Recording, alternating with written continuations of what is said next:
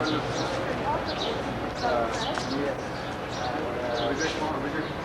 yes. So I don't have to wireless.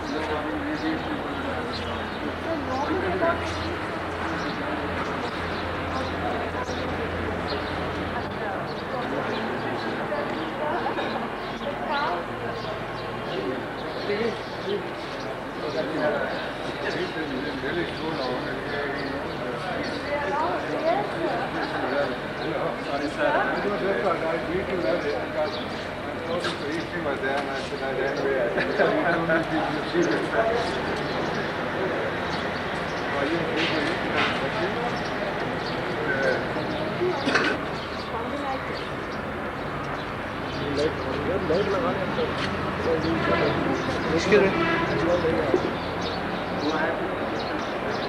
Singh Ji, Chief Secretary Shri V.K. Kapoor, Srimati Bhupendra Prasad, our Administrative Secretary, Shri Pranab Chakravarti, Chairman of the Exhibition Committee, Excellencies, critics, art lovers, artist friends, parents, guests, my colleagues, staff members and dear students. I have the honor to welcome you all who are very kindly present here for the inauguration of our 37th Annual Art Exhibition. In 1942, as an art department in the erstwhile Delhi Polytechnic, it was the first institution in the country to train students for 5 years. In 1964, the Kashmiri Gate and moved to Birla Pavilion at the Pragati Maidan and partly at where this new building has been constructed. In 1972, the University of Delhi granted the College of Art the status of provisional affiliation in applied art to replace National Diploma in Fine Art. In 1980, the 5 years degree course was changed to 4 years course when 10 plus 2 year courses from August 1986. I am glad to report that during this academic year, our college has successfully continued to achieve its planned objectives on academic, administrative and professional levels. The faculty members and the students have also continued to get recognition and awards for their creative work by exhibiting and competing on all India level. A selective list of them is so few have ever attempted to look at them, even much less interpret them. Having eyes, we see not, having ears, we hear not. They have indeed raised fundamental issues. I have given my own observation on this, which is printed in the catalogue. I would establish norms, but to reassess and strengthen them with a view to create an understanding between the fast-growing influx of technology in practically every field and creativity of finer visual sensibilities. It should in turn help to improve 800 selected works done during this year by our students, both undergraduate. I see Dr. Vasyan coming and I welcome her. Vasyan has very kindly spared her precious time to be with us this evening. The Delhi cultural scene has known her as an able administrator and crusader to the city. I would rather take this opportunity to acknowledge her contribution as an expert on art history, English and Sanskrit literature, as a dancer of Kathak, Manipuri, Bharatanatyam and Odissi folk dances and traditional theatre. She is recipient of several prestigious awards, including the Jawaharlal Nehru Fellowship and recently Padam Shri. On behalf of all of you and my personal contacts with her of several years, I welcome her to our college to kindly give Pandit Ravi Shankar Award.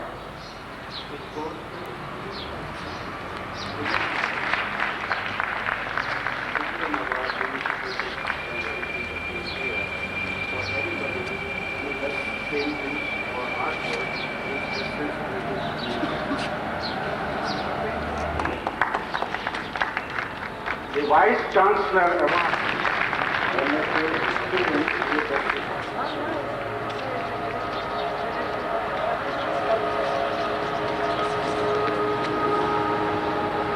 L.F. Hussain Award goes to Ramesh Kumar, MFA, Final Applied Arts. Very important social creative campaigns on magazines and things like that. Well, I don't want to put you on the mic right away, but I would now request the fourth year panel.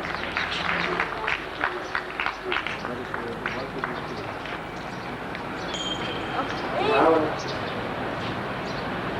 principal of the college, Chief Secretary, my most distinguished artists, students, those who have just in a way completed and in a way who are beginning their journey, and those who are in the midst of their journey in this great adventure of creativity through pen, ink, material, stone, bronze, terracotta, stucco, acrylic, graphics, machine, and whatever other tools that you have. Perhaps some of you are also into computer visuals. The field is wide, and what can I say on this occasion which will be of any meaning at all? As I stand here, let me very briefly be, which I am, an old woman and reminiscent about the incipient or the nucleus of the institution called the Delhi College of Art. Long ago, when we were small and compact, there was on the other side of Delhi, it's what we today call cultural complexes. And in those complexes were several institutions, which included St. Stephen's College, which included Hindu College, and which included what we today know as the old Polytechnic. It was in those stone buildings in which there were echoes of the ruins of Delhi. It is in those stone buildings where even a C.F. Andrews had taught in days of old. It is in those buildings that others founded, and that history you have read in your notebooks and your history books of art, too often for me to repeat it, but that history is constantly valid here, because the four schools of art, Calcutta, Bombay, Madras, etc., which were started, and that was the beginning of a movement, a parallel movement, and a parallel movement, one of taking over academic styles or of creativity, of what we may call inspirations, which were of the Royal Academy on one. Had it not been for a hero who came as a principal of the Calcutta Art School, perhaps we may still be doing what I have done in my time in a Polytechnic in Kashmir, and so on and so, merely still drawing and nature landscapes. And had it not been for the fact that as we went along the journey, as we have gone in other fields of education, where we were taking derived models, where we were going by another perception, and through this detour education, we arrived home. We arrived home to look at our own roots. We arrived home to look at it, perhaps, sometimes as prodigal sons, sometimes as travelers return, sometimes as merely the exotica, not knowing the roots and finding, this is so wonderful. I didn't know that I had this at home, because a journey outside had given you a new perception. I say this because in the history of the country, especially in the visual arts, this history, even if you say we know all this is 50 years old, and what is this 1930 and Bengal school, nothing to do with it, and we have traveled this history 50 years in a country's life is a very small span. In a country, especially with 3,000 or 5,000 years of a history of visual art, which is sustained, continuous, and at different levels. Today, in purely art history terms, the pictorial and the sculptural history of India, as it is in what I would say, everyday function and living in what the women of India do from morning to night.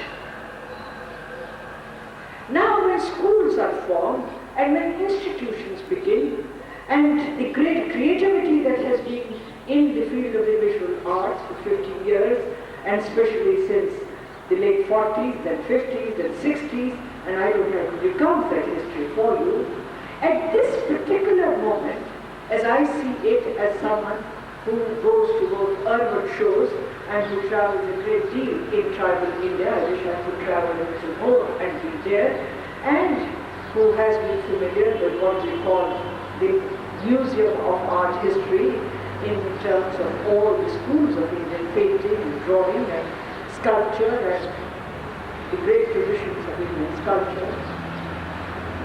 What would appear at this moment is that exactly in a certain way what was happening in the 30s is happening now. Because on the one hand, you are in touch with the avant-garde movements, whether they are in Paris or New York or California or Spain or whatever else.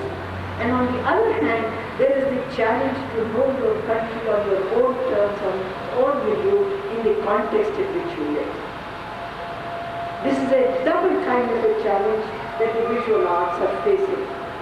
This challenge is very different from the challenge of the performing arts and even the challenge of the literary arts. We will talk about that elsewhere. But the challenge of the visual arts is a challenge of a search of an identity in which, on the one hand, a dialogue is being maintained at an international level, and on the other hand, you have also, which you are finding, both roots and a new idiom, not merely replication of a tradition, but revalidating a tradition. And it would appear to me that the journey of the Indian psyche, it is showing up what all is going inside.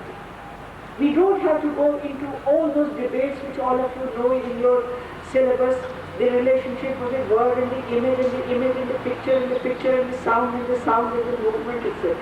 I will not go into all that. However, the challenge is an internal challenge of finding a viable pictorial language which will speak us as also innovators of the tradition, which includes Ravi Shankar, which includes the great Sailor Mukherjee, and of course M. Hussain. These people have been path makers, path breakers, path builders, bridge builders, and bridge breakers. May I say that in your journey, you may have that bless you with these words. Thank you.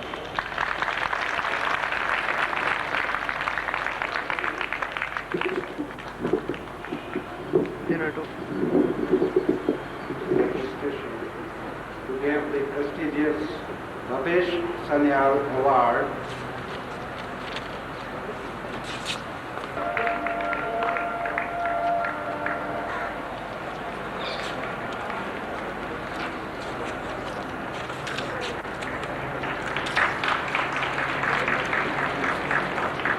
Makhan Das Gupta Award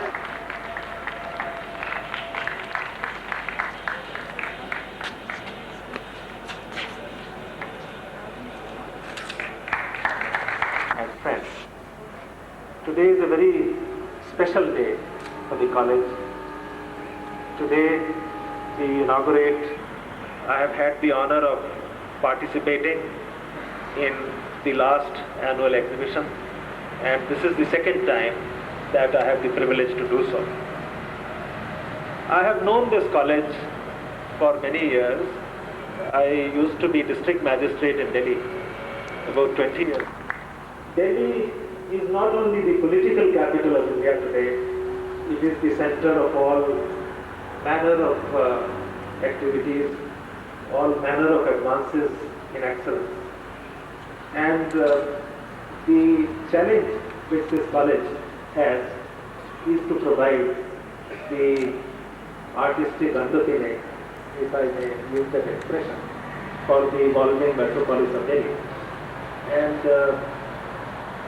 it has not only to reflect the history and the cultural continuum of this great city, but it has also to reflect the role that Delhi is going to play in a vibrant, resilient modern India.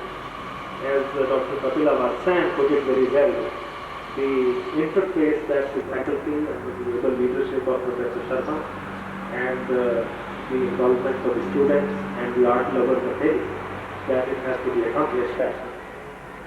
Which stays with you was almost